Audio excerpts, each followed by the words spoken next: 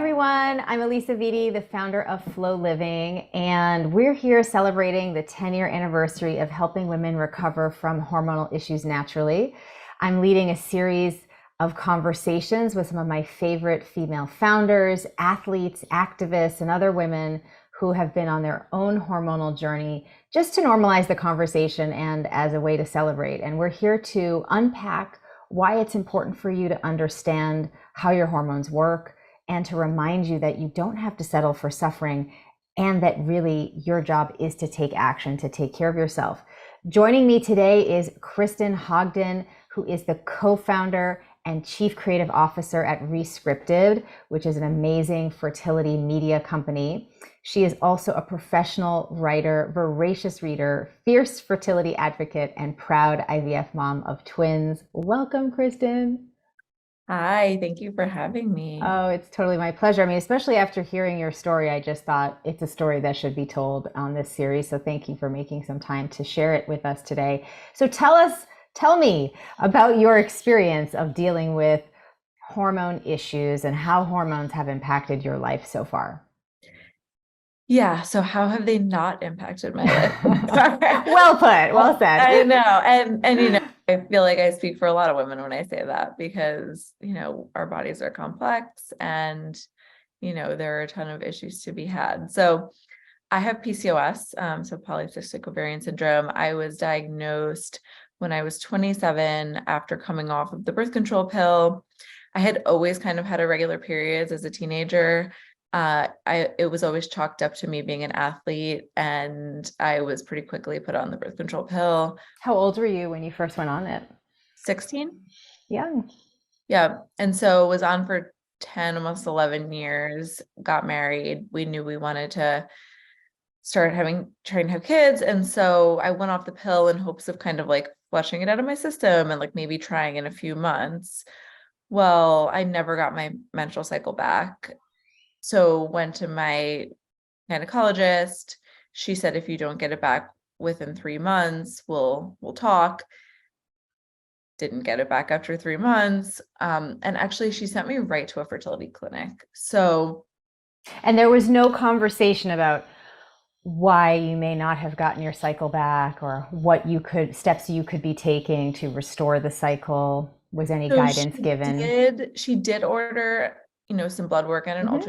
ultrasound, and she diagnosed me with PCOS. But she said that she couldn't do any ovulation induction at her office. So she said, you probably just need some Clomid to help you ovulate. And, I'll send you on your way and you'll go to a fertility specialist. And, I just remember sitting in the waiting room at the fertility clinic thinking, how did I even get here? I mean, I wasn't even really actively trying to conceive. I knew I wanted to be a mom, and now I have this, diagnosis hanging over my head. So I kind of want to, pursue next steps because I don't know how long it's going to take at that point. So, but I just really felt like it was so quick and there was like no conversation about, what I could maybe do naturally to restore my cycle or, lifestyle habits that I could change.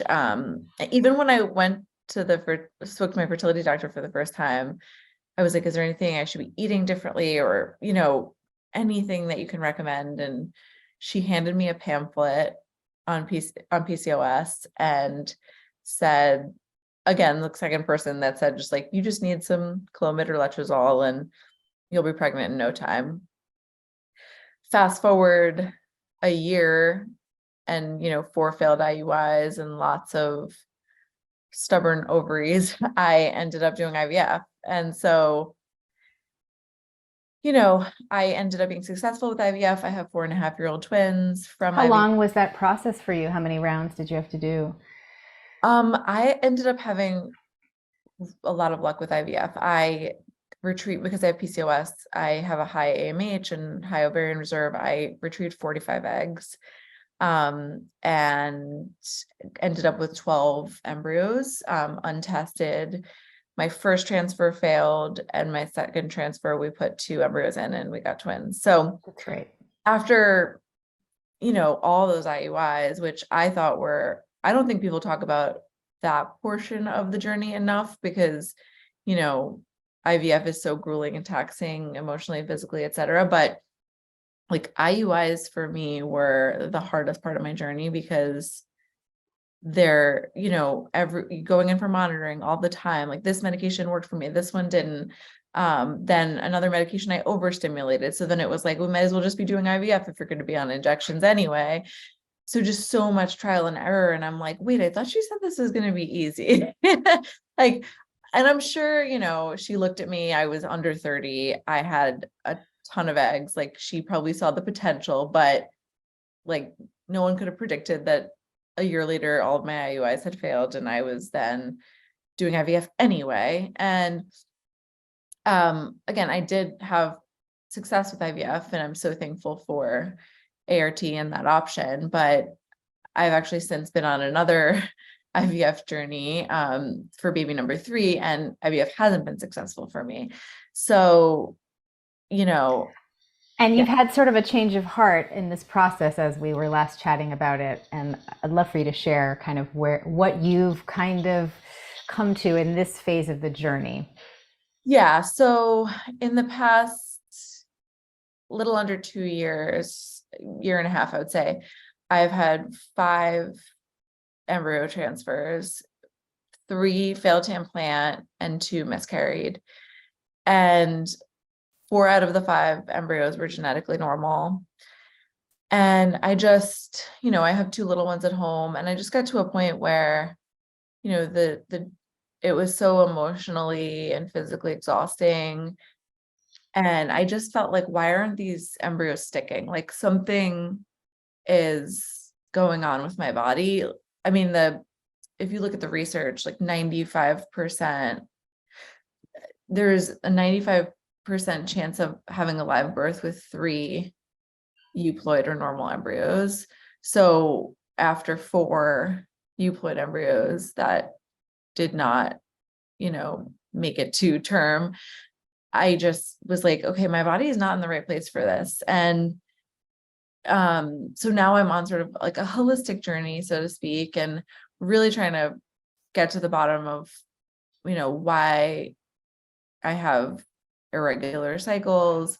I mean, I've basically for the past 15 years either been on the pill or doing IVF, or postpartum or pregnant. So like there really hasn't been a period of time long enough where I've actually given my body a chance doing the right things to make a difference, to see if I can actually get a regular period. Because if this is the end of the road for us with having kids, fine, but I don't want to go back on the pill either, like forever until menopause. Like thinking about my future, I'm like, how do we really fix the root of the issue? And I think, we talked about this a little bit the other day too, but like women don't know what they don't know. So like maybe I would have done something differently had I been presented those options right from the beginning. Now I know that, IVF isn't the holy grail. Sometimes it does not work. And, there are other things I can be doing to like keep my sense of control intact, and if not moving towards like a natural pregnancy, like at least moving towards my body working optimally for me.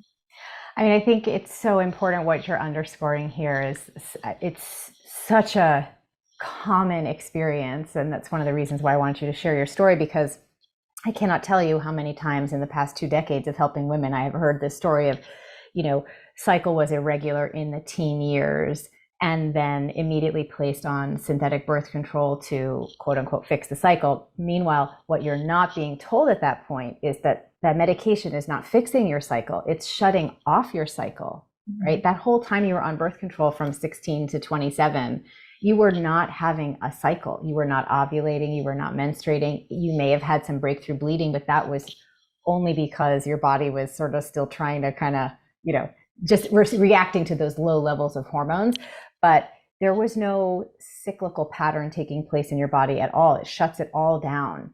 And that's not made very clear to women as they're put on this medication, because it's just sort of so universally used for all sorts of issues, that we've just normalized it as something that we should be taking.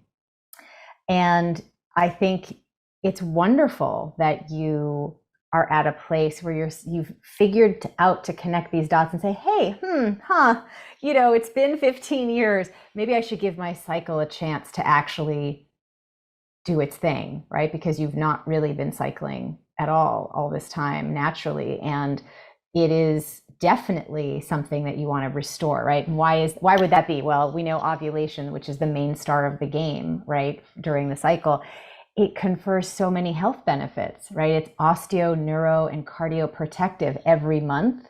And then when you no longer menstruate in your postmenopausal years, you keep all those brain, heart, and bone benefits from every ovulation. So being on a medication that stops you from doing that for 15, 20, 30 years, that's a big opportunity cost, right? But yeah, from a fertility point of view, you being on this journey now of really looking at how to restore your cycle, how to really replenish all the lost micronutrients or the micronutrient depletion that you may have had from all this exposure to things, and to get your body cycling again is really going to be important for your health in general, but absolutely essential from a fertility point of view. So I'm really glad that you figured that out. Yeah. Well, actually, what helped me figure it out was after my miscarriage last August, I took a break from all hormones and, decided for basically 9 months. And within that time, or within about 8 months, I got my period 4 times naturally. Exciting. How was that? It was like a celebration every time I got my period. Yeah. It's so amazing. But I think that showed me that I can do it. That's right. My body is capable. And so if I can go from like every 50 or 40 days to under 35, 34 days, could I get pregnant naturally? So, or at least just not have to go on the pill again. So it was definitely eye-opening to. I can assure you, from where I sit, having helped so many women for these past 2 decades, when you restore your cycle, everything is possible. And you if you want to have another baby, I certainly think that is very possible for you once you get your cycle functioning and you have ovulation happening in that regular clip, as well as the progesterone levels that give you that nice efficient luteal phase. Right now it's a little bit lengthy, right? So that's indicative of progesterone insufficiency. But as you get that to be tighter and you're producing more progesterone and you have a cycle that's more 28 to 32 days, yep, you're in business, right? And so it's wonderful that you're seeing that. I do think it is really motivating when you get your period a few times and you're celebratory and you're excited for more. It helps keep you motivated to continue to take action, because it can feel a little overwhelming. And I know you've really become a subject matter expert in all things fertility, and you founded your company Rescripted, and to try to help women, get access to more information. And even for someone who is as well versed as you are, it can still feel confusing how to navigate restoring our hormones naturally, because it's just not, that information's not available. And that certainly was the case for me when I was first trying to get sorted out with my own hormonal issues, as I've shared with you, just dealing with my PCOS and not having a diagnosis for 7 years and not having anyone tell me what was really going on. And then when I did figure out what was going on, the treatment options were just not really good enough. It wasn't a fix. It wasn't a cure. It was just sort of a management approach, which didn't really feel good. So and at Flow Living, we've just been sort of dedicated to really helping be that sort of platform that helps women get this information and give them the perspective that you can restore your cycle, you can restore your hormonal balance. It is something that is in your possibility of being able to do yourself. But tell me a little bit more about why you're using your platform to speak about these issues. Why do you feel it's so important that women understand all of their options when it comes to fertility? Yeah. Oh my goodness, where do I start? I think, like I said earlier, women's bodies are so complex. We're not small men. We, have the different phases of our menstrual cycle and, you know, these different diagnoses you can have when it comes to fertility and autoimmune conditions and all this stuff and sexual health, vaginal health, or, the list goes on. And so, what started as a site for all things infertility and pregnancy loss has now, and supportive community, has now turned into, the number one global media platform for fertility and women's health. So we cover everything you can think of related to women's bodies, from, we like to say, from first period to last period, and continuing to broaden our scope there, because again, you don't know what you don't know.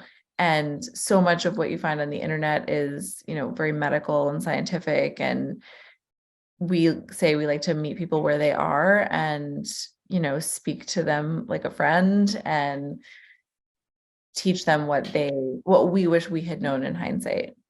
I love that, and I love that you've built a platform where women can get some great information, because it is hard to navigate that whole fertility process. And I think having a resource that just gives you that confidence that you're, on the right path is always so helpful. Yeah. So as we wrap up, what do you want women to know about dealing with hormone issues now that you've started your own process? Like so many of the women who come through Flow Living to deal with their hormonal imbalances, what would you either have said to yourself at 16, or what do you wish women would know today when they're sort of facing their own recognition that there's something they might have to deal with? Yeah, I mean, I always say knowledge is power when it comes to your body, and listening to your gut is so important. I mean, I've been through so much with regards to my fertility and my hormones, and over the past 2 years, specifically with two other little kids at home, I've had to really listen to my intuition. When is it right to do a transfer? When is it right to take a break? Now it's like something in me is just telling me, you have to get to the root of this issue. And then just advocating for yourself once you do make that decision, because, no one's going to advocate for you. A lot of times, unfortunately, doctors rush you in and out, and they want to put a Band-Aid on things, and that's just how they're trained. It's really no fault of theirs, but there are lifestyle changes you can make, or there are other just discoveries you can make, either on Rescripted or elsewhere, where you can just arm yourself with the information you need to make the best possible decisions, for your health and for your family. I love that. Empower yourself with knowledge and advocate for yourself. That's very good advice. Thank you so much, Kristyn, for sharing your story. I think it's so important that we talk about these issues, as a community, to just normalize that hormones are a big problem for women. Hormonal balance is a challenge, but it's also something that we have to take personal responsibility for. And I think it's so great how your brand is contributing to, helping the cause. At Flow Living, we're here to innovate and trailblaze a path forward for women's hormonal health care. And we're really excited about what this new offering is. So thank you for being part of the celebration with us. Everyone is welcome to download the new free version of the app and take your own hormonal assessment and start to figure out how you can connect the dots about what might be going on for you with your issues. And we're excited to help you as we move into the next chapter of our journey as well as a company. So thanks for joining us today, and we'll talk again soon. Thanks, Elisa.